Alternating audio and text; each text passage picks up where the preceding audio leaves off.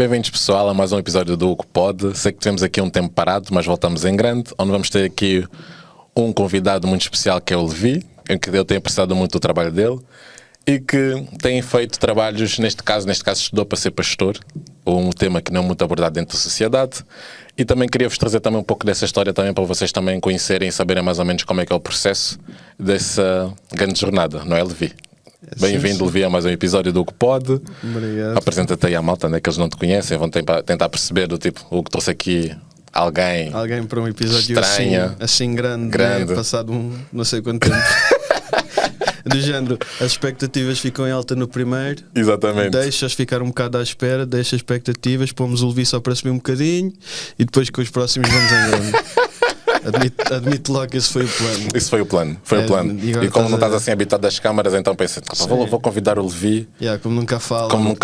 Fala muito pouco. São calados. Exatamente. E nós queremos aqui abordar uns temas assim diferenciados lá para casa. Vocês podem achar coisas um pouco estranhas, mas também é para vocês também serem um pouco evangelizados lá em casa. Atenção. Bem, Levi, eu trouxe-te aqui também porque estudaste para ser pastor, não é? Estiveste no instituto. E eu queria também saber mais ou menos como é que foi essa jornada, o que é que andaste a fazer, como é que foi esse período todo. Mas a primeira pergunta que eu queria te fazer é como é que é ser chamado para o ministério? O que é um chamado de Deus para o ministério? É assim, antes de responder a isso, uma coisa: quem vai para o Meibad não estuda para ser pastor. Desculpa. Não, porque imagina, quando nós vemos a Efésios, nós vemos sempre a questão que há 5 ministérios. Tens a questão dos profetas, tens a questão dos pastores, tens a questão do mestre, tens a questão do evangelista. Estão todos ali presentes. Mas é a questão de que quando a pessoa vai para o Meibad, a pessoa é preparada para servir melhor. Ok. E por isso é que há a diferença de 1 ano para 3 anos. Com 3 anos a pessoa tem chamada para servir a tempo inteiro e pode ser um pastor, como um evangelista, como um mestre, como um missionário, como um profeta. Okay. Tem várias áreas. Sim, porque é a questão de que é Deus quem dá às pessoas. O Meibad serve para as formar e para as preparar em termos teológicos para o serviço. Okay. Porque não vale a pena pôr alguém a fazer se também não capacitamos, que é raramente uma pessoa vai, quase, vamos pôr desta forma, normalmente quando tu pões carne na panela de pressão, se tu não temperaste, se não puseste nada, não vai correr bem. Não vai acontecer nada. Por isso é que se põe isso, que é para a pessoa se preparar para ser feita, para poder servir melhor conforme aquilo que Deus chama. Por isso, acho que a primeira coisa é: as pessoas não saem de lá para ser pastores, saem de lá para servir da melhor forma na área que o Senhor chamar. Okay. Por isso é que tu vês pessoas que saem de lá, e por exemplo, no meu caso, eu saí de lá, fiquei na igreja local mais ou menos, na AD Lisboa. Tive colegas que saíram de uma ponta do país para a outra. Nunca sabes para onde é que vais, não é o tipo de trabalho que vais fazer. Aí depois já é o Senhor. Depois, em termos de chamada, eu acho que vai ser diferente. Eu vou falar do meu caso, não é? Porque a verdade é que isto é diferente para cada pessoa. Porque algo muito interessante é que cada pessoa é chamada em momentos diferentes de vida, em contextos diferentes. Ainda antes disso, eu, por exemplo, tive colegas que eram pais de família, que foram com as esposas, ou as esposas tiveram que ficar, estavam a cuidar da família, não é? Enquanto que eles estudavam. Mas, mano, eu tive pessoas que tiveram que abandonar os empregos a vida toda para ir estudar, enquanto que no meu caso era eu que estava a estudar, abandonei os estudos para ir estudar aquilo. O que estavas a fazer? Estavas a estudar o quê? Eu estava na Universidade de Lisboa e estava a estudar estudos gerais. Basicamente é como na universidade, se tu voltasse ao secundário, em que tu vais ter várias áreas. Eu, por exemplo, tive textos fundamentais, né? Mas tive aulas de ciências, aulas de história, não sei o quê, para depois, seria na pós-graduação, no mestrado, realmente saber qual era a área em termos universitários, em termos académicos que iria estudar. Mas estava a estudar isso e na altura depois tive a chamada. E no meu caso, a chamada, por curioso que seja, apesar da minha pouca vertente evangelística que estávamos a falar há bocado, foi durante uma conferência missionária em que estávamos a falar, e até foi o pastor, eu penso que quem estava cá era o pastor Abel Novo, que estava lá com a missionária Rosa. Eles estiveram a trabalhar juntos há algum tempo e ele foi o convidado da conferência, não é? Daquela conferência. Ele estava a pregar e o curioso, não foi ele foi já numa confirmação, foi antes ainda, isto já são muitas pessoas, mas o curioso é que eu tive a minha chamada não durante o culto da conferência, tive a minha chamada naquela noite. A seguir ao culto? A seguir ao culto, só à noite. Porque foi do género, muitas vezes a malta acha que se não acontece no culto, então não vai acontecer. Não vai acontecer mais. Todos aqueles que têm chamada que o Senhor está a tocar venham à frente, e nós achamos, a pessoa não vai à frente, e tu ficas, epá, o Senhor falou comigo agora, e depois tapas os ouvidos, mas depois o Senhor também fala quando estás no carro, quando estás na cama, quando estás em qualquer lado. Pá, e confesso-te, mano, eu sou uma pessoa que gosta de dormir e que precisa dormir. Mano, naquela noite eu não dormi, eu estava assim, Senhor, é mesmo isto, eu sou doido da cabeça. Não, porque imagina, eu sou filho de pastor, eu sei o que é que o ministério em si pede, o quão desgastante é, porque e se tu fores uma pessoa como eu sei que estou aqui a falar muito, mas cheguei para casa das perguntas. Temos tempo. Mas quando tu és uma pessoa que também é tranquila, calada e não sei o quê, o ter que lidar com as pessoas nem sempre é o teu, aquilo que tu gostas num certo sentido. Okay. Enquanto, imagina, eu tinha 20 anos quando recebi a chamada, já aos 18 comecei a mudar a minha opinião, mas aos 20 eu tive a minha chamada. E quando tu sabes que tens essa dificuldade em termos de comunicação, é do género, Senhor, eis-me aqui e envia o outro. Eu estou aqui, mas tens outras opções. Eu estou aqui, mas aquele fala melhor. Senhor, eu estou aqui, mas aquele é melhor a ouvir os irmãos. Eu estou aqui, mas o outro é aquilo que nós... Porque nós todos idealizamos uma pessoa como pastor ou como... Então, naquela noite foi basicamente esse processo em que foi do género... Pá, ganhas juízo, és tu, está bem? Anda lá. Não estou a dizer que és a última bolacha do pacote, mas é para fazeres a obra. Porque é aquela cena, nenhum de nós é a última bolacha do pacote, mas somos chamados para a mesma obra. E depois tive a chamada, e uma coisa que nós muitas vezes não falamos é o provar a chamada. O que é isso? Imagina, quando estamos a falar de Timóteo, o apóstolo Paulo chama Timóteo, envia Timóteo, e quando ele fala de Timóteo, ele diz que ele viu o sofrimento, viu o que Paulo tinha sofrido, sabia do bom testemunho que ele tinha entre os irmãos e todas essas coisas. Ou seja, é a própria igreja olhar para ti e reconhecer que tu estás lá, que tu fazes e que há algo mais. Na altura, o pastor com quem eu falei, ele chegou-me a dar um exemplo até de um outro pastor a quem disseram amém. E quando eu falei com o pastor na altura, ele disse, olha, tens que servir, nós não enviamos ninguém que não sirva, nós não enviamos ninguém que não faça, tu tens que provar a chamada. E às vezes há pessoas que demoram um ano, há pessoas que demoram mais tempo, mas... Aquele demora um pouco, depende.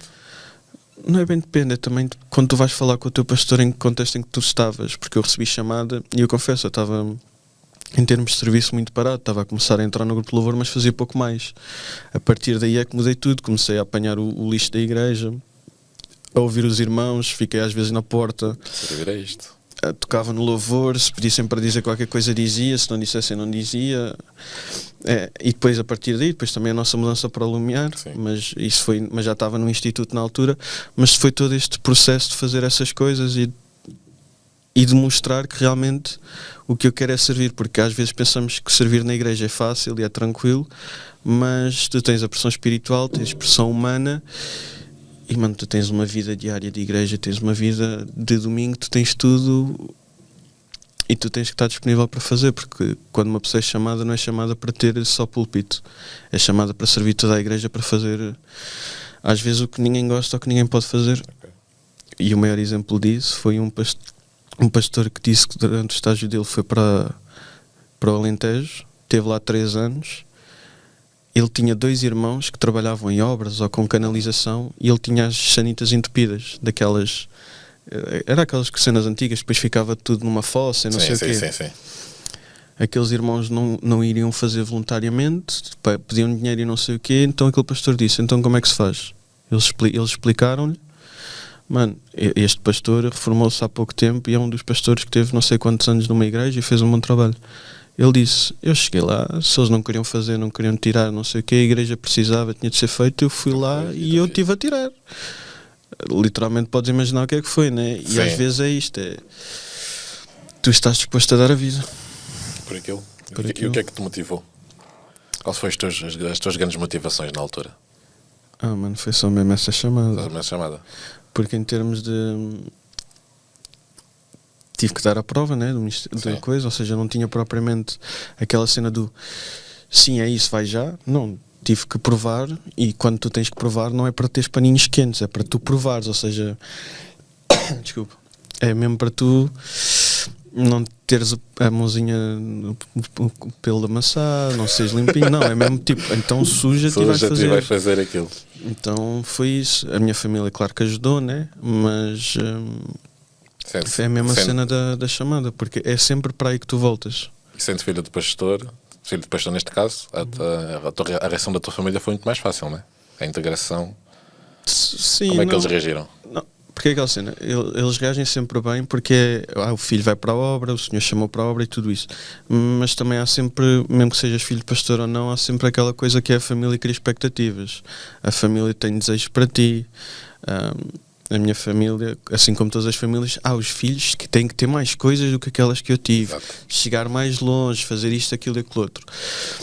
Por isso é mais essa coisa. Eles aceitaram bem, sim, mas eles também tiveram que lidar com o facto que, neste caso, a minha mãe já tinha expectativas para mim e ela hoje ela não se arrepende de me ter deixado de fazer isto, mas ela sabe as expectativas que tinha. Às vezes diz, porque é que não podes fazer aquilo e aquilo outro, e se calhar um dia mais à frente vou fazer. Claro. Mas este foi o tempo, neste momento, para isto. Qual foi os teus maiores desafios no início dessa jornada? De quê? Do Instituto? Mano, a adaptação. Foi muito difícil a adaptação no Instituto? Imagina, é deixares viver onde tu. Imagina, onde eu vivo há 21 anos com a minha família. Foi deixar aquela casa durante praticamente 3 anos para viver de segunda a sexta, neste caso no Instituto Bíblico, com pessoas que eu não conhecia, em que comia pequeno almoço, jantar com eles, passava a manhã a ter aulas com eles, trabalhava à tarde com eles, ia estudar na biblioteca com eles, ia dormir e tinha um colega de quarto. Que ainda dividias quarto com uma pessoa. Que eu ainda dividia quarto com uma pessoa. Já para não falar da casa de banho partilhada, né? Que essa parte, mesmo que a casa de banho seja em melhores condições, nunca gostamos de partilhar. E demoraste muito tempo a adaptar? Não, porque é aquela cena, depois tu vais falando com as pessoas e vais criando relação, mas nas primeiras vezes há aquela estranheza, porque depois há uma data de personalidades, há uma data de pessoas muito diferentes, e depois quando tens pessoas com ministérios diferentes, depois choca o foco. Isso é verdade. Que é do género, há aquelas pessoas que pensam, ok, não, a igreja temos que... Vamos já lá para fora, evangelizamos o mundo inteiro, e outros dizem, temos de fazer isso, sim, mas calma, temos de primeiro pensar assim, assim, estão dentro, depois... Ou seja, vais e vês essas perspectivas diferentes e depois há as perspectivas de vida. Porque eu tive com os solteiros, mas havia os casados, havia crianças, porque alguns eram pais. Então eu passei do meu contextozinho, tinha a escola aqui ao pé, a minha casa, a tua família, isso, para do nada estar num espaço que tem um dormitório, uma capela, uma sala de aula, um refeitório, uma biblioteca, que até é grande, mas em que eu conheci toda a gente. Não tinha propriamente privacidade, porque toda a gente vive ali. Essa acho que é isso. E depois é o estudo. Tu passas ali e ficas a estudar e tens que estudar. E como é que tu lidas com o respeito à autoridade, sendo tão novo? De eu respeitar ou dos outros respeitar? De respeitares. De eu respeitar? Sim. Mano, é bem tranquilo. É tranquilo? É, porque é aquela cena. Eu chego agora, houve pessoas que estiveram lá antes de mim. Eu não cheguei. Eu não inventei a roda em lado nenhum, nem ninguém inventou a roda. Quando nós chegamos, houve gente que já deu a vida por aquele lugar, houve gente que tentado sustentar aquele lugar, houve gente tentado a fazer trabalho. Por isso é que quando se chega a uma igreja, tu vais e tu és tu, não é? Tu Sim. Não mudas, mas tu vês como é que é a igreja, tu adaptas-te, conheces a igreja e vão caminhar depois no princípio bíblico, na visão que o Senhor te deu. Exatamente. Mas quando tu chegas, houve já alguém que estava ali a fazer alguma coisa. Nem tudo é mau, nem tudo é bom. E depois a questão da autoridade, eu acho que a palavra também é muito clara, de submetermos às autoridades, submetermos àqueles que estão antes de nós. E nós vemos também que enquanto a família é uma base fundamental da igreja, da palavra, na questão do ensino, do ser moldados, tendo bons exemplos não vejo problema nenhum.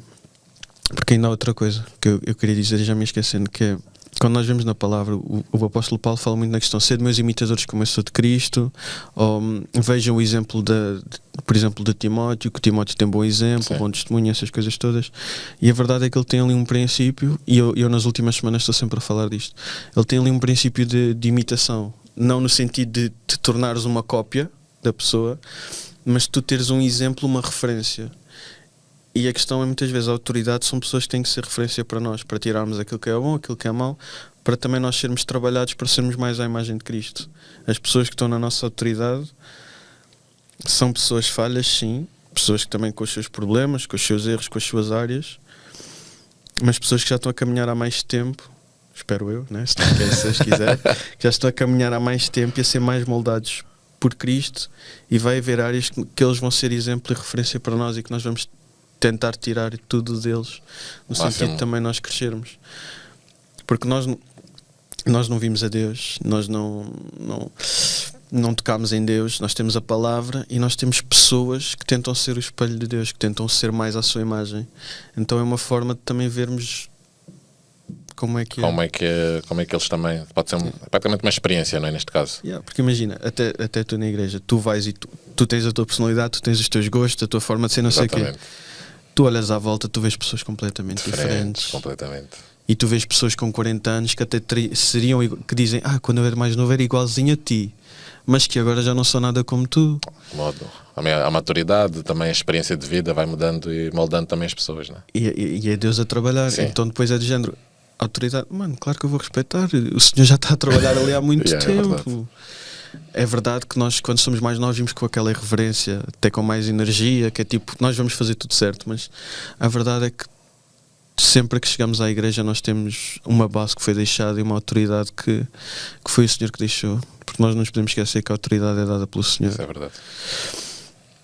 E imagina, há um outro exemplo muito bom neste caso, Samuel, ele ungiu dois reis, ele ungiu Saúl e ungiu Davi, mas há um exemplo, há um capítulo em 1 de Samuel em que Samuel está passado com os israelitas, no sentido de por eles quererem um rei, porque Samuel foi o último juiz, por eles quererem um rei, ele está passado, ele assim, como é que vocês querem isto, fazem isto, não sei o quê, não sei o que mais, e Deus só diz, calma, eles não te estão a rejeitar a ti, eles estão a rejeitar a mim. Ou seja, a questão da autoridade, é verdade que há esta questão da maturidade, do princípio de imitação, no sentido de serem exemplos, já serem trabalhados, mas no fim das contas e no final a autoridade é sempre dada por Deus. Então, no sentido de respeitar, nós respeitamos a pessoa na mesma medida em que estamos também a respeitar aquilo que Deus deu, aquilo que Deus meteu, porque quer sejam bons, quer sejam maus, é verdade que há um tempo para todas as coisas, mas quer sejam bons, quer sejam maus, foi Deus que deu e nós vamos respeitar e fazer o melhor, mesmo que isso depois leve a que alguém tenha de sair ou alguma coisa, porque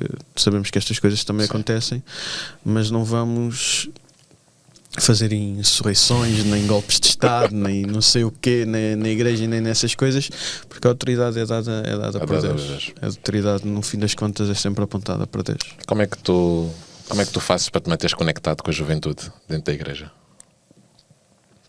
Mano, sendo honesto, sabes que lidar com a juventude hoje não é fácil, não é?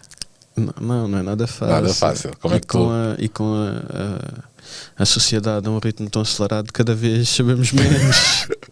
Mano, que hoje em dia os miúdos de 15 anos têm, eu nem consegui imaginar que existia há 10 anos atrás, quando eu tinha 15 anos. Exatamente. Os tempos também são outros, não é? Sim, só que a diferença que nós vivemos, imagina, a diferença que nós temos para a geração de há 50 anos atrás, quando tinham os filhos e eles eram os líderes de jovens para os jovens, é que nós a cada 2 anos parece que o mundo inteiro muda. Isso é verdade, eu sinto muito isso. Mano, nos últimos 2 anos parece que tudo mudou e surgiram coisas que eu nem imaginava que podiam existir e sequer pensar.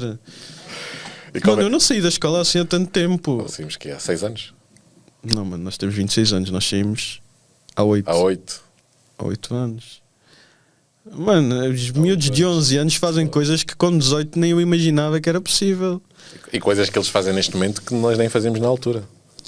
Com a idade que eles têm. Mano, basta pensar que estas coisas no meu tempo havia o BlackBerry. Aqueles telefones, ainda havia os telefones de abrir. E as redes sociais que havia, que era Wi-Fi e tudo isso, era tudo por computador, não era por telemóvel. Mano, eu ainda me lembro da malta a falar, como é que tu não tens Facebook? Facebook é a última moda. Hoje em dia o Facebook é considerado velho. Tem tipo 15 anos. Mano, dizem que o Facebook é para os cotas agora. Agora é para os cotas. Mano, a nossa geração foi das primeiras a fazer. Nós já somos os cotas. Por isso é aquela cena, como é que se mantemos com a juventude? Mano, sendo honesto, é complicado. É complicado, porque a verdade é que essas atualizações todas vêm, mas essas atualizações todas vêm para uma geração que tem os pais, né? Mas tem a escola, tem tudo isso. Nós estamos naquela em que as atualizações vêm, está bem, mas nós começamos a ter as responsabilidades todas em cima. Nós estamos naquela brecha em que estamos a sair aqui de trás e que vir aqui para a frente, que é já não és miúdo. Estamos naquela... Já não és miúdo, tens de começar coisa a pagar, responsabilidades, então para manter atualizado é bem complicado. É complicado. Mas vai passar muito por falar com eles, por os ouvir, mas a verdade é aquela cena, há um limite para aquilo que nós conseguimos chegar. Sim. Por isso é que, se tu reparares, o trabalho de jovens está sempre a ser reinventado, a ser mudado. Não no princípio, no sentido da Bíblia, da palavra, de apresentarmos a cruz de Cristo, todas essas coisas, mas de como é que fazemos, de como é que pensamos e de como é que os alcançamos. Porque também, por eles estarem sempre a receber estas coisas, estas inovações, passamos muito a ser aquela geração consumista, muito facilmente. É verdade. Em que, mano, imagina, com o nosso telefone, aqueles que quiserem a Bolt, a Glovo, a Uber, tu nem precisas sair de casa para receber as coisas. Então tu ficas, como é que nos atualizamos ou como é que nos damos com a geração? Temos que, de alguma forma, conseguir que eles falem connosco e nós falar com eles. E como é que, imagina, né, com essa geração, dessa nova geração, é muito difícil chegar aos jovens, neste caso, né? E mesmo quando tu chegas, para eles falarem alguma coisa, também tem que se arrancar. Como é que tu pedes a direção a Deus, neste caso, para te orientar nesse sentido? Mano, é quase, Senhor, dá-me sabedoria, que isto parece, os miúdos têm 15 anos e parece que já estão em águas profundas que eu nem imaginava no meu tempo.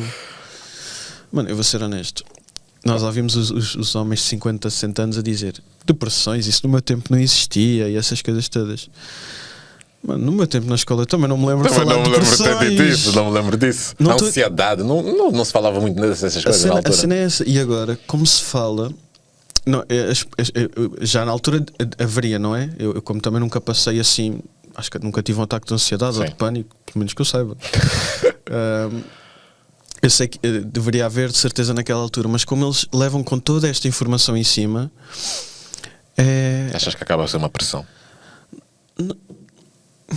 Não sei se é pressão, mas eles começam logo a identificar aquilo que está errado e que está mal, e depois têm vergonha de o admitir. Porque eles vão e começam, se calhar os miúdos já estão a ter depressões e essas coisas, porque já ouviram e reconheceram que são eles. Mas como eu disse, temos agora aquelas aplicações todas que a malta nem precisa de sair de casa, então não precisam de nada, nem falam com nada nem ninguém. Entram num buraco sem fundo, quase. Mas o apagão, neste caso que houve há uns dias, Mano, acho que foi a melhor coisa que aconteceu para essa juventude. Mano, eu vou ser honesto, e estou aqui estas câmaras, não me deixam mentir. Mano, eu disse num culto que aquele apagão foi das melhores coisas que me aconteceu nas últimas semanas. Sério? Mano, o telefone não tocou. Não tocou. Mano, o telefone não tocou. Por mais incrível que seja, eu vi crianças na rua, algo que eu não vi há muito tempo. Crianças na rua a brincar, a jogar bola, a andar de bicicleta. Mano, a cena é... Mano, eu fui... Tu lembras daquelas histórias dos pais e dos avós, tipo... eles estavam no café, ficávamos lá a comer termossos, a falar, não sei... Mano, eu passei de carro, eu vim à igreja, vim fazer coisas não sei o quê. Mano, eu vi gente nos cafés, nas ruas, eu estava assim... Isto é 1950? São as ruas. Mano, eu estava assim... Se nós soubéssemos que isto ia acontecer, hoje era dia para distribuir folhetos. Está toda a gente cá fora. Exatamente. Mano, mas é aquela cena... E a malta não estava triste. Não. É claro que deve ter havido aqueles problemas, porque é aquela cena, tens o receio de não ter comida. Não ter a comida. Mano, eu cheguei a andar em reserva. Eu estava assim, nenhuma bomba estava aberta. Eu estava sem combustível, saí do trabalho sem combustível, estava tipo, o que é que eu vou fazer? Essa parte foi um bocado traumatizante, porque eu assim, senhor, eu posso ficar aqui a qualquer segundo, mas vamos andar, vamos continuar. Mas, mano, para além disso, foi tranquilo. E foi aquela cena... As pessoas falaram, as pessoas estavam em convívio. Sim. Nós hoje temos a malta com todas estas aplicações e com as redes sociais, e nós falámos a questão de haver expressões não sei o quê, e a verdade é que é uma geração cada vez mais sozinha, e não é questão de por isso é que eu disse, tentar falar com eles e saber, porque a verdade é que deixou-se de falar. É muito fácil agora mandar as mensagens, ou nem mandar mensagens, e toda a gente conhece, toda a gente está com isso, a gente conversa. E é fácil pintar uma imagem com as redes sociais, com as fotos. Mano, tu pintas a imagem de ti que tu queres. Exatamente. Tu pões fotos, imagina, que foste à praia Mas ninguém precisa de saber que tu foste de bicicleta porque ficaste em gasolina no carro. Ninguém precisa de saber que se calhar foste mordido por um cão, que pisaste um vidro na praia, Exatamente. que estás com a cara inchada e que vais voltar não sabes como, com uma casa a 30 km, se for preciso. Isso é verdade. Mas a tua foto na praia no pôr do No sol pôr e é a do melhor sol, coisa a do melhor mundo. coisa do mundo, para demonstrar que estás bem e tudo isso, não é? Então é isso, passámos a ter uma geração que tem muito facilmente tudo na mão e que pode pintar uma imagem muito facilmente. Eu tive um aluno no outro dia que me disse que a nossa geração fez o melhor para eles e eles agora estão a vivenciar aquilo que nós preparamos para eles. E eu perguntei-lhe, então, mas tu não achas que tens que preparar uma melhor geração para a geração que vem seguir a tua? Ele disse, a geração que vem seguir a minha também já está bem, porque nós já estamos a fazer o bom para eles. Eu fiquei assim a pensar, da maneira que eles já pensam, estás a ver? Eles nem pensam numa evolução, nem uma transformação. Eles pensam, estamos bem e vamos aqui nos manter. Não, e é isso, e quando tu dás tudo, há aquele ditado, não sei se é um ditado português ou se é um ditado no mundo, que é, eu não te vou dar o peixe, eu vou te ensinar a pescar. E eu acho que nós neste momento, eu acho que mesmo também na nossa geração é muita coisa. Sim. Porque nós começamos a trabalhar e tudo isso, mas nós somos a geração que ficou no meio daquilo tudo, que começou a receber as coisas todas. Eu acho que nós somos um bocado um misto e naquilo que nós queremos nós vamos atrás. Sim. Naquilo que queremos que outro faça, é isso, nós somos tipo as duas gerações, a que vem a seguir e coisa. Por isso é que nós estamos falamos ali no meio. mas é aquela cena, nós acho que a geração que vem atrás de nós tem o problema que é um problema bom e mau, que é eles cresceram desde pequenos a receber tudo, a ter tudo, e a nossa geração também, mas Eu acho que tivemos na mistura, tivemos a passagem, temos que ir atrás, tivemos a passagem. Que não quer dizer que não tínhamos falhas e tudo isso, mas nós fomos a geração da passagem. Sim. Porque o nosso, como eu disse, mano, isto não existia, era um Blackberry, era flip phone, era botões e não sei o quê. Mano, eu lembro-me que recebi o telefone, estava no sexto ou sétimo ano, era daqueles de abrir e fechar e era a melhor coisa do mundo, era o topo de gama. Aqueles assim? Não, assim, de abrir mesmo. De abrir. Coisa.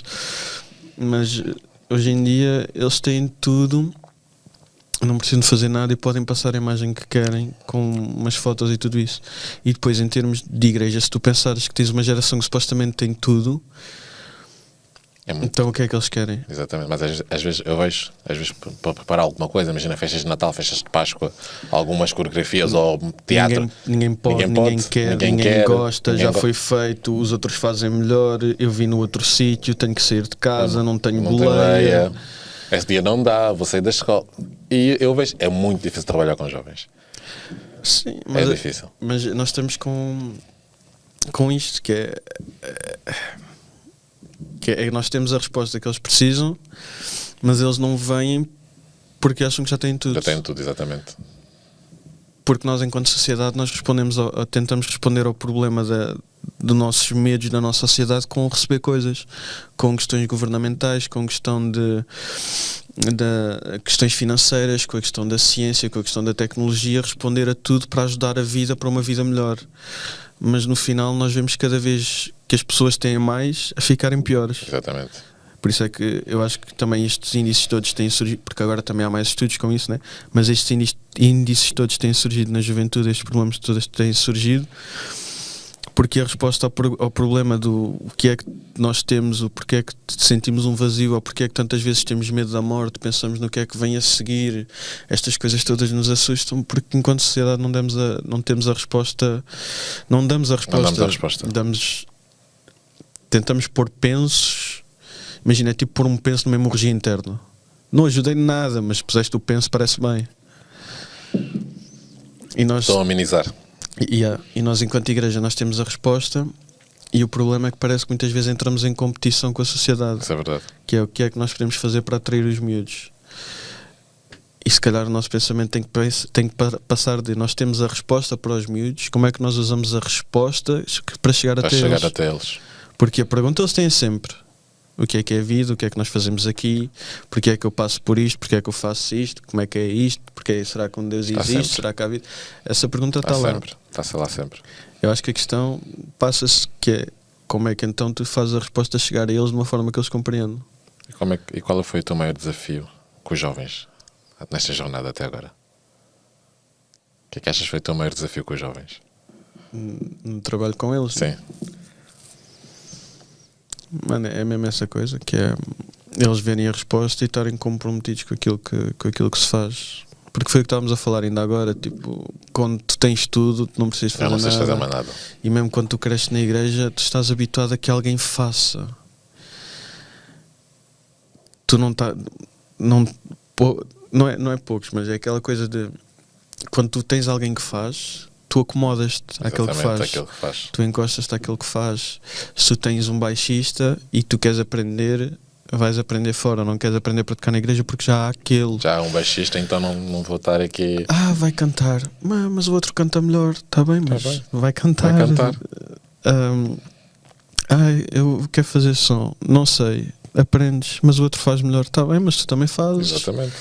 O serviço está lá, é questão desse compromisso, parece que é sempre em Isaías diz: eis-me aqui, Senhor, envia-me a mim. Hoje em dia é aquilo que eu disse, que eu lidei com a minha chamada, é: eis-me aqui, Senhor, envia o outro. Eu estou bem aqui. Eu estou bem aqui, não quero que me chames neste caso. Eu estou bem aqui na cadeira, Senhor.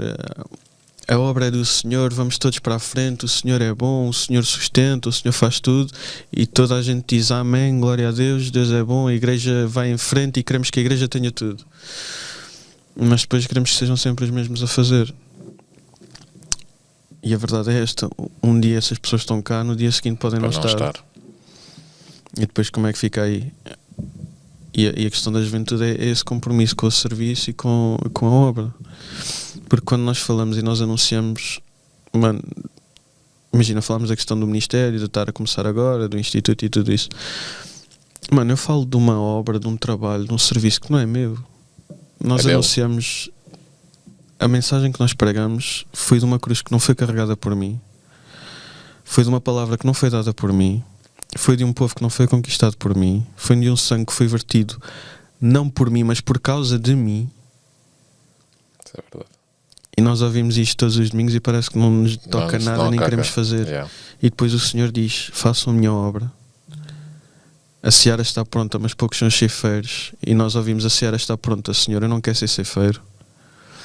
Nós ouvimos a grande comissão, ir por todo o mundo, mas não estamos dispostos a sair do nosso sofá às vezes. Isso é verdade. Então nós ouvimos muitas mensagens, mas não nos comprometemos com aquela em que acreditamos e com aquela que vivemos. Porque a vida que nós vivemos não é por nós, não é por causa de nós. Porque se fosse por nós continuávamos a caminhar num caminho total de desespero e de morte.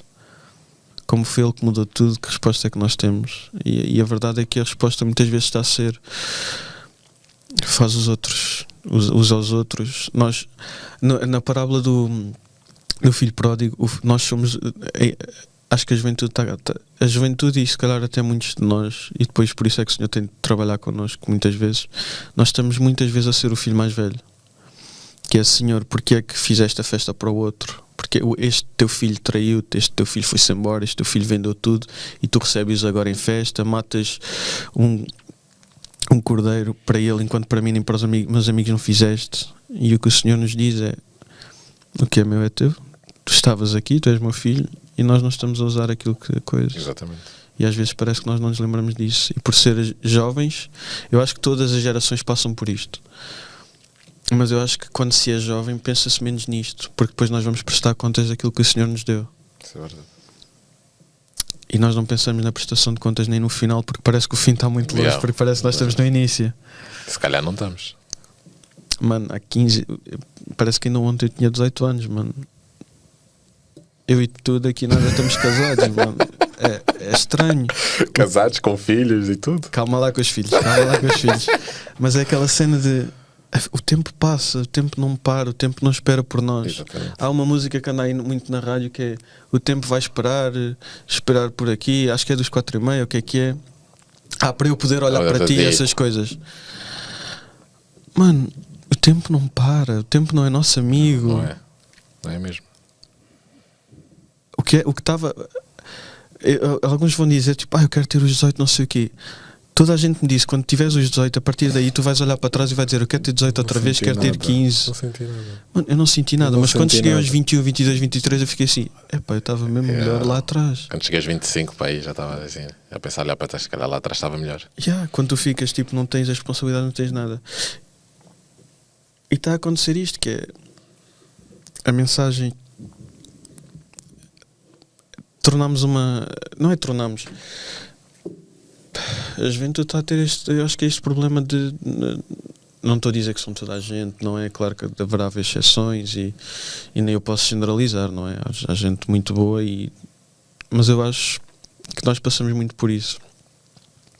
Que é... Eles estão no começo, então não querem olhar para o fim, enquanto que estão desesperados pelo fim. Como têm tudo, não precisam de fazer nada. Exato. E continuam a ser moldados e precisam de exemplos, precisam desta resposta que nós temos.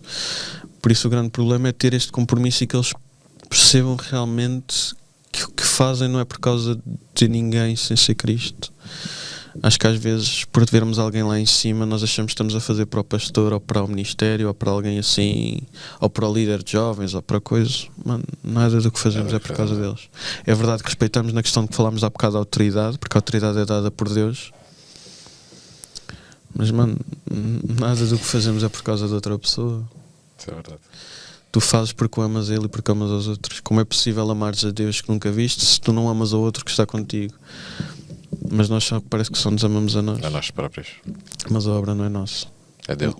Uma coisa que eu tirei, que eu tenho estado desde o ministério, uma coisa que eu já sabia, mas um pastor falou tanto no meu terceiro ano isso para mim que eu não esqueci, que é: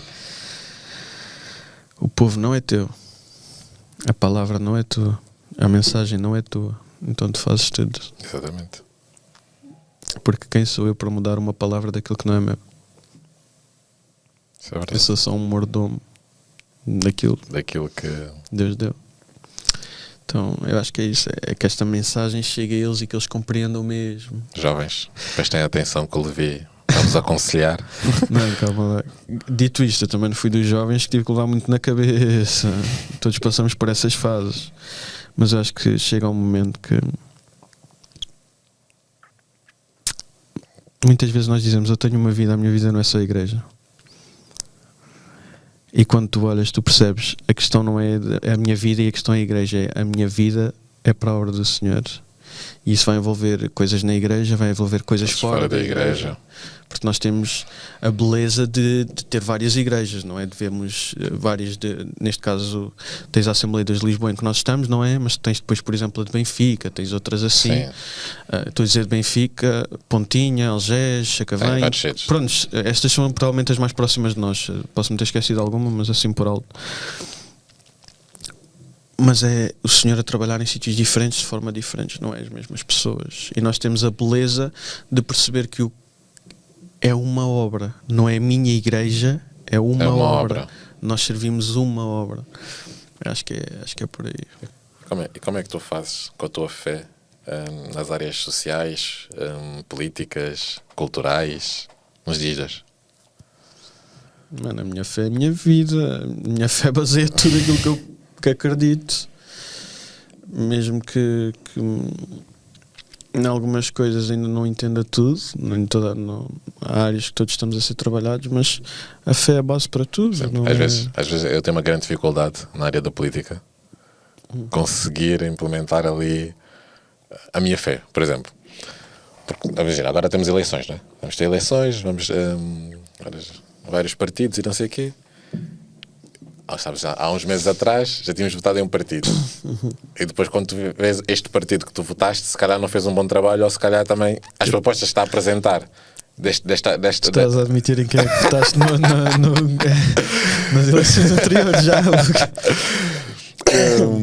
Não fez um bom trabalho, ou mesmo depois tu olhas para os outros partidos e depois ficas a pensar: pá, Deus, no que é que eu vou votar? É uma grande dúvida que às vezes para muito em mim. Fica assim, paralisado assim. Quem é que é o melhor? Quem vai fazer melhor? Mano, aí as nossas crenças e aquilo que nós acreditamos tem que vir ao de cima na questão da fé. Porque há aquelas pessoas que priorizam muito a parte financeira, há aquelas pessoas que priorizam as questões legais, ou a questão... Há algumas pessoas que votam mais por hereditariedade, que é o meu pai era disto, eu também sou disto. Eu também sou disto. Ou imagina, o meu pai fez isto, eu também vou fazer isto. Ou porque simplesmente estamos revoltados com o nosso trabalho ou com alguma coisa, somos daqueles que é do género, a revolta leva-nos para algum partido. Mas eu acho que cada um de nós tem que usar aquilo em que acredita que sabe, conforme aquilo que também estuda, e votar no melhor que pode. Porque também é aquela coisa, quando tu votas, eles têm aquelas, como é que eles chamam? Urnas. Hã? É o quê? Eles têm aquelas coisas que eles acreditam e que eles defendem no sentido das leis que querem apresentar, que querem aprovar. Eu não estou a falar de competência, está bem? Isso daí, cada um julga os governos e as pessoas como querem em termos de competência. Estou a esquecer o nome da palavra, as suas... Eles têm aqueles, não sei se é os planos eleitorais. Os planos eleitorais, mas aquele tem um nome, já estou a esquecer. Pois é, isso eu também não me lembro do nome. Mas eles vão lá e eles apresentam os valores e aquilo que eles defendem. E quando nós olhamos, muitas vezes... tu vais e votas em coisas, às vezes sem conhecimento, só porque isto vai fazer melhor para mim. Vai fazer melhor para mim. Ou isso, mas é a nossa, porque a verdade é esta, a nossa fé não é um canto da nossa vida. A minha fé, a tua fé não é tipo o meu dedo mindinho e o resto do corpo é coisa. A nossa fé é nega-te a ti mesmo e carrega a minha cruz, no sentido da autonegação, não é no sentido de os teus sofrimentos, que vais sofrer muito, não estou a dizer que não sofres, está bem? A palavra também diz que vamos sofrer perseguição, mas é no sentido de tu negas a tua vontade e os teus desejos para a vontade de Deus, e Deus mostra-nos o que é que Ele ensina na palavra, mostra-nos em termos de valores, como pensar no outro, como cuidar do outro. E eu acho que é usar a palavra para cada um medir aquilo que acha certo. Eu sei que cada um tem usado para votar no partido que quer e da forma que quer, e por isso é que às vezes há muita confusão. A malta diz, o partido X diz que é cristão, mas eu vou votar no partido Y porque financeiramente é melhor, porque a Bíblia diz isto e aquilo e aquilo outro. Acho que cada um também tem usado a palavra. Porque eu sou uma pessoa que, antes de votar, eu vou sempre ver os planos de todos os partidos. E eu vejo também alguns debates eleitorais, que é também para perceber mais ou menos o que é que eles querem, o que é que não querem, e depois aí vou tomar, se calhar, uma decisão. Não, mas é isso, mas é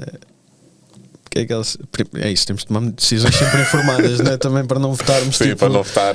É quase deixa lá ver qual é que é melhor. Votei neste ano e vou continuar a votar neste. Este aqui parece-me bem. Mas se calhar nem leste, nem percebes o que é que ele quer para o país, se calhar não sabes se concordas ou não concordas, temos opiniões, né? Sim, mas é aquilo, a tua fé e a palavra tem que ser a base que tu usas. Porque não é um canto da tua vida, é toda a tua vida. Mas também não vás e faças barulho no sentido de trazer depois também vergonha para a palavra, está bem? Nós vamos e votamos conscientes com aquilo que acreditamos, mas por algum motivo o Senhor também nos diz para ser modestos, e o voto também é secreto. Não fiques a dizer, a cada um usar versículos bíblicos para votar no partido A e no partido Y, e depois no final toda a gente diz, mas eles são cristãos e ninguém dá coisa. Eu sei aquilo em que eu vou votar, na questão dos meus valores, na questão que eu acredito, mas também sei que nem todos têm a mesma leitura. Sim, exatamente. E eu não vou estar aqui a dizer para ninguém votar, né? Senão daqui nada ainda tens que ter aqui um patrocínio de algum partido. Tenho que ter cuidado com isso, para não te pôr aqui já com partidos, mas acho que tu também queres ser apolítico nisto, né? Sem partidos. Mas cada um tem que olhar para aquilo que Jesus ensina. Neste caso, quem tem a fé, quem é cristão, e votar conforme aquilo que ele olha e vê que é mais perto daquilo que... Na questão dos valores, na questão do que o Senhor ensina, na questão de também não votares e depois veres que a tua consciência te acusa, porque depois vais a ver que no programa deles havia coisas com que tu não consegues compactuar. E como é que tu fazes para ter uma vida espiritual saudável? Mano, isso é difícil, não é? Não. É fácil de responder. Agora eu vou falar e vamos ver que é difícil pôr na prática. Isto porquê? Porque a nossa vida espiritual passa de ter tempo com Deus, passa de ter relacionamento com Ele, passa de falar com Ele, de estar com Ele.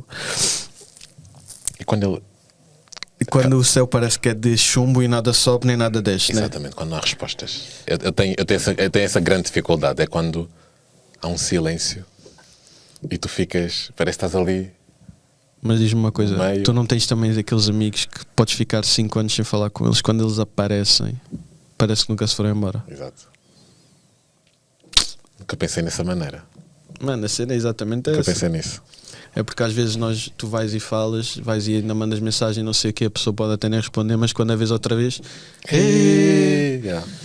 se calhar combinaste cenas, nunca apareceram e tu ficas, pá, este também nunca mais coisa, não sei o que, depois vão num casamento. É verdade, é verdade. Nós ficamos chateados por a pessoa não responder e fica, pá, não tem relação, não sei o quê, mas depois muitas vezes quando nos encontramos outra vez com a pessoa, que anda na festa, nunca te foste embora, temos que combinar Temos que outra combinar coisa. qualquer coisa e se calhar depois daquele encontro não voltamos a combinar mais nada. Mas é aquela cena, Mas é aquela cena. agora vou falar tipo assim, tu dizes vamos combinar qualquer coisa, mas depois tu também nunca mandas a mensagem, não é? Pois. Porque também a combinação tem que vir dos dois lados, né? Se tu dizes, sim, vamos combinar. Ok, mas se a pessoa não mandou, também podes mandar, olha, vamos jantar. Pois, a diferença é que com Deus está sempre disponível para marcar, nós é que nunca Nós é que mandamos nunca a marcamos mensagem. a mensagem, exatamente. Tens razão. Isso tens razão. Por isso eu acho que passa por aí. É nós às vezes com Deus estamos sempre à espera de uma resposta imediata, enquanto que com os outros às vezes não. Enquanto que com os outros fazemos uma festa do género, ei, um grande amigo, já não falamos coisas, temos que combinar outra coisa, estar outra vez juntos, apesar de já não estarmos há 5 anos. Enquanto que Deus está disponível a falar a cada dia. E mesmo quando parece que Ele não responde, é como se tivesse aquela chamada em que está simplesmente alguém a ouvir-te. Ele não está lá para te dar resposta, não está lá para te dizer nada. Está a ouvir. Imagina-te, quando tu vais ler os Salmos, todo o Antigo Testamento, mas especialmente os Salmos, mano, tu vais gente que vai dizer tudo a Deus. Tu tens gente a dizer, Senhor, como é que tu abençoas estes e não a nós? Como é que tu abençoas uma nação iníqua? Como é que tu permites que pessoas vivam desta forma e nós passamos fome, sofremos? Tu tens gente a chegar a Deus e dizer mesmo tudo. Tu tens, depois imagina Jó, no género, Senhor, o que é que está a acontecer? Exato. O que é que se passa? Porquê? Eu sei que não fiz nada. Jó era justo, Deus era justo, mas Jó estava a passar por aquilo tudo. Mas uma coisa que tu vês tanto nos Salmos como em Jó, como em tudo o que vais ver no Antigo Testamento, mesmo quando há esta dúvida, eles continuavam a falar com Deus, mesmo quando não tinham resposta. Jó passou aquilo tudo, continuou a falar com Deus e ele não teve resposta para o porquê é que ele sofreu. Mas continuou. No final é verdade que vemos que ele teve tudo em dobro, mas Jó não obteve resposta porque é que aquilo aconteceu. Nós sabemos porque lemos o primeiro e o segundo capítulo. Sim. De Jó. Nós estamos tipo a ler a peça do lado de fora. Mas Jó não chegou a saber. Jó não teve a resposta à pergunta que ele fez, no sentido, porque é que eu estou a sofrer, o que é que eu fiz? Sabemos que ele sabe que não é nada, mas Deus diz-lhe, olha, eu é que sou o Criador, eu é que mando nisto, tipo paráfrase Silvio Verdilheiro, coisa estranha. Mas com Deus é isto, como nós não temos logo a resposta, como o céu parece de chumbo, então paramos. Levi anda aqui a dar umas pequenas pregações. Mano, a minha vida é tentar ler estas coisas, tentar cada vez ser mais bom. E a verdade é esta, é que nós vamos e falamos, mas nós também sabemos que nós todos temos que ser mudados e moldados por isso. Porque há bocado tu falaste como é que se conjuga a vida pessoal com tudo isto, não é? E a verdade é esta, é que às vezes o urgente tira o tempo do importante. Isso é verdade. E às vezes a urgência de pagamentos, de transferências, não sei o que, tira-te a vontade de querer falar com alguém, de estar com alguém. Tira-te a vontade de querer estar com Deus. É verdade. Tu tens tempo para tudo, menos para Deus. Para Deus. Chegas à noite, estou cansado, tenho que ir dormir. E não falaste com Deus. Chegas à oração, Senhor, obrigado. Já foste. É que nem o obrigado conseguiste dizer. Já foste. E é aquela cena, dizemos que é a pessoa mais importante, mas não arranjamos tempo para ele. Como é que então temos uma vida espiritual? Mano, é arranjar forma de ter tempo. É aprender a dizer não às vezes para ter tempo com ele. Aprender a dizer sim às vezes para ter tempo com ele. E tentarmos ser intencionais. Eu tenho uma coisa que eu pus para mim, que é, eu tenho, o meu objetivo é ler 3 capítulos por dia só para mim, no meu sentido, meu devocional, para a minha pessoa, para eu, não é estudo, não é nada, sou eu a ler a palavra e depois a ir orar. Este é o meu objetivo todos os dias, 3, mas eu tenho como mínimo, se não consigo 3, então eu tenho que ler 2, se não consigo 2 tenho que ler 1, mas eu tenho que ler. Tens que ler sempre. Eu quero orar tipo meia hora, 1 hora, 2 horas, não consigo, ok, então tenho que orar 10, mas eu tenho que ter, tenho que se marcar. Eu gostava que fosse sempre de manhã. Eu gostava de ser aquela pessoa que acorda às 6 da manhã. Eu gostava mesmo de acordar às 6 da manhã, acordar com uma energia tipo de touro, às 6h10, já bebi um cafezinho e estou a fazer aquilo. Mano, era o meu sonho. Mano, se eu não consigo, se tenho que ir logo trabalhar, não sei o quê, mano, então desculpem-me. O Levi desaparece para ir para a casa de banho e o Levi arranja lá 10 minutos que fica a coisa.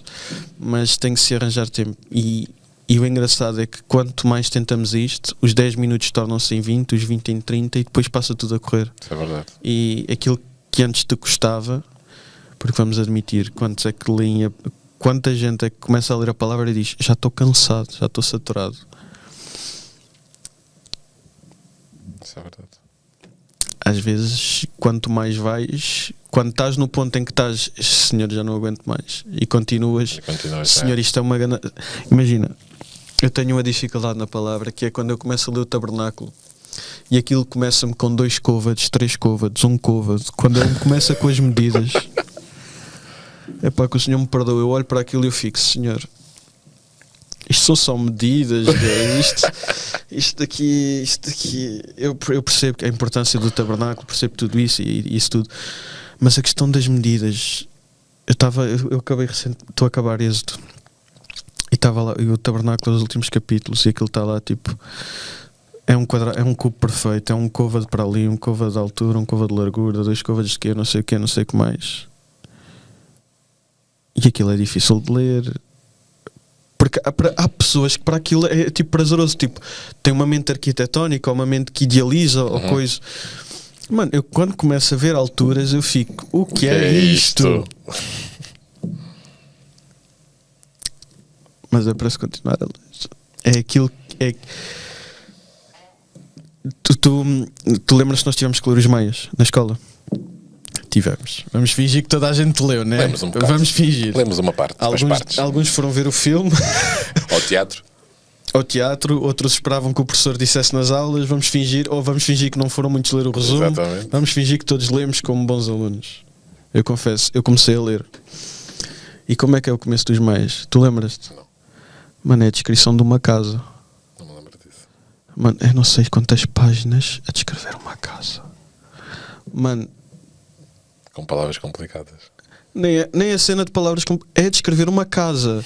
As portas, as paredes, as janelas. Mano, eu desisti.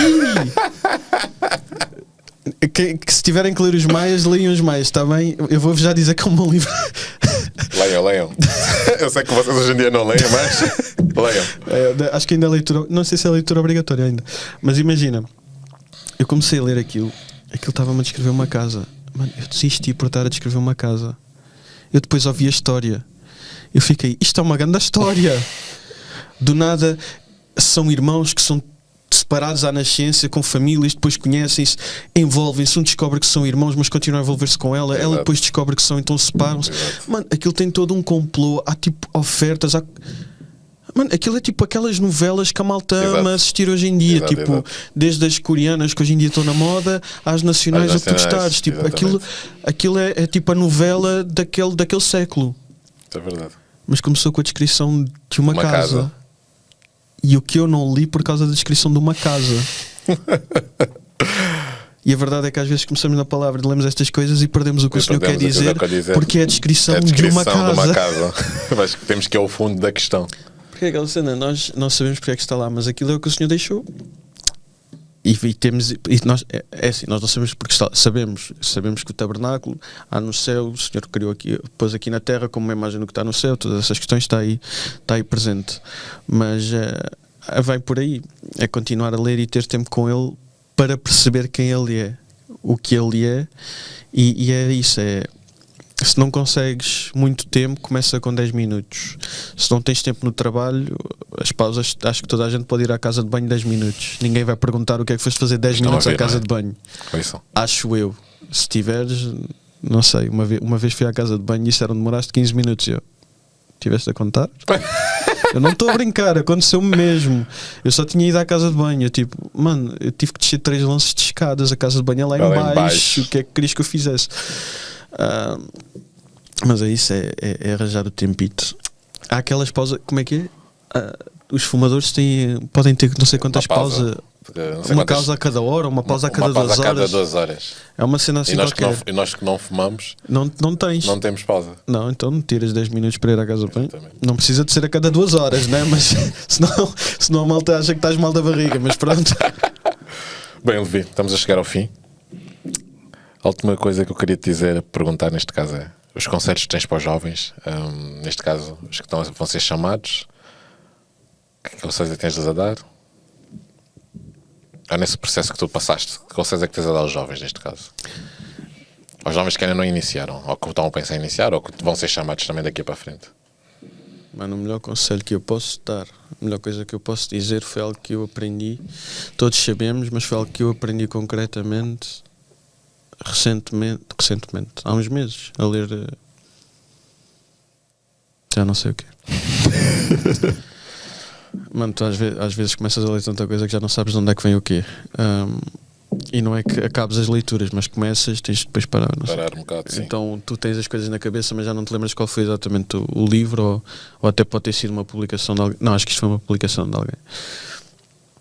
Mas se tu tens chamada, se tu queres servir, se queres estar na igreja, a igreja não divide-se, pela igreja morre-se, pela igreja dá-se. Pela igreja está-se disposto a suportar tudo, porque a igreja não é nossa. Então, se há algum conselho de quem quer fazer, quer servir, quer estar, quer coisa, vai, sabe que estás a fazer para um povo que perdoa, mas não é, mesmo que dê para brincar muito, mesmo agora nós estamos aqui a rir muito, e nas coisas de jovens tentamos sempre divertir-nos também, tudo isso, mas pela igreja está-se disposto a morrer. A igreja não divide-se, a igreja não se dá prejuízo, para a igreja não se exige, para a igreja tu estás, para a igreja tu és, para a igreja tu estás disposto a dar tudo. A igreja não é nossa. Não brinques com o que não é nosso, com o que não é teu. Exatamente. Mano, se há algum... Também não é nosso. Sim. Mas se há algum conselho que se pode dar, é tipo... Mano, pela igreja morre-se. Ouviram, não é? Acho que o Levi deu-vos um bom conselho. E vocês acham que vocês têm que seguir neste caso. Eu sei que é um bocado estranho alguém de 26 anos dizer assim, tipo, morre-se pela igreja, mas quando olhamos concretamente, e podia dizer outras coisas no sentido de há uma palavra, ou quando tiver faltar-te o caráter vai-te embora, ou qualquer outra coisa, mas eu acho que esta vai ser a Gênesis. Não é amar a tua vida, é amar a Deus. Acho que hoje demos uns bons conselhos de serviço, como servir a Deus neste caso, não é? Vamos ver. E depois quando for para o ar vamos ver quantos cortes é que tu vais tentar fazer. Vais saber, estamos aqui. Vou fazer imensos cortes, imensos. Para quem não sabe, nós estamos aqui há 5 horas, ele vai fazer um episódio de 30 minutos. Só para vocês verem o trabalho que eu tenho por trás, para vos mostrar alguma coisa de boa também que eu quero vos mostrar do outro lado. Das coisas que mais que ele fala por aqui. Mas obrigado aí por estarem deste lado. Não percam os próximos episódios. Eu sei que este tema foi um tema assim diferente, neste caso, não é? Para a sociedade que não conhece Deus, neste caso. Para quem conhece, também se calhar acabou por aprender, se calhar mais alguma coisa aqui que o Levi. Sim, estamos sempre a aprender. A aprender sempre na vida. Na igreja, a vida. Olha, nunca nenhum de nós está acabado. É uma coisa bonita. E mesmo aqueles que estão há mais tempo também não estão acabados. Acho que nós acabamos sempre a aprender com todos, com os mais velhos, com os mais novos. Sim, e depois quando tivermos as referências vamos ter aquelas pessoas de quem aprendemos mesmo muito. Exato. Por isso. Bem, obrigado por estarem deste lado. Não percam os próximos episódios, porque nós também não.